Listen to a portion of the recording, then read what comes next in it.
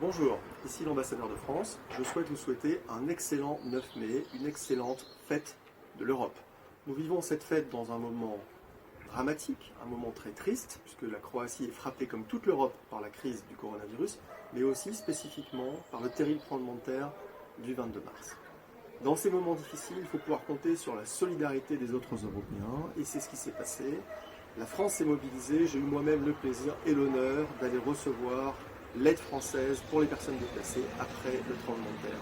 Mais dans l'autre sens, la France a aussi bénéficié de l'aide de ses voisins et de ses partenaires européens, et des malades français ont été soignés dans des hôpitaux européens.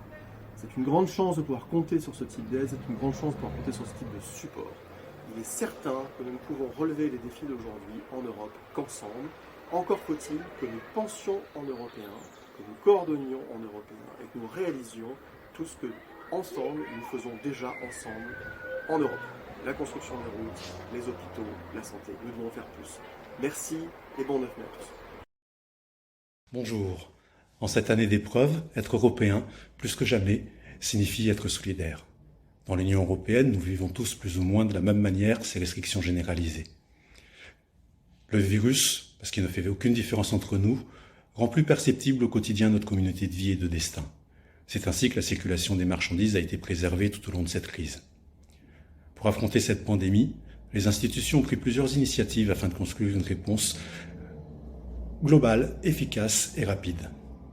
Les États membres aussi, qui contribuent notamment aux fonds réunis par la Commission européenne pour rechercher un vaccin et des traitements, à hauteur de 500 millions d'euros pour la France. La solidarité, c'est aussi le mécanisme européen qui a permis de rapatrier les citoyens européens, comme ce vol français en provenance de Chine qui comprenait plusieurs citoyens croates. C'est en agissant concrètement, hier, aujourd'hui et demain, que nous resserrons nos liens d'amitié et créons une union sans cesse plus étroite entre les peuples de l'Europe. Bonjour, je m'appelle Marion et travaille à l'ambassade de France de Croatie. Le 11 mai 2019, j'étais sur la place de l'Europe pour l'occasion parée des couleurs de l'Union européenne et de chacun de ses pays membres. J'ai eu la chance d'être à vos côtés et aux côtés de mes collègues de l'Institut français, de l'ambassade et des délégations des pays européens pour célébrer cette journée si particulière. Cette année, nous ne pourrons pas nous rassembler en un même endroit. Cette année pourtant, et peut-être plus que jamais, il m'a semblé vivre au rythme de l'Europe et de chacun de ses pays. À Zagreb en particulier, nous avons dû envisager autrement la solidarité.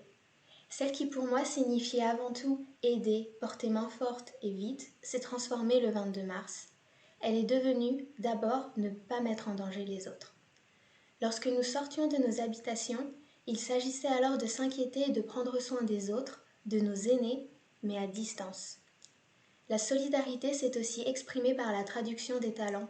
Les alpinistes sont venus soutenir l'effort des pompiers à Zagreb, les musiciens ont transformé leurs balcons en scène, et c'est sur Internet que nous avons partagé notre créativité et notre envie d'être ensemble.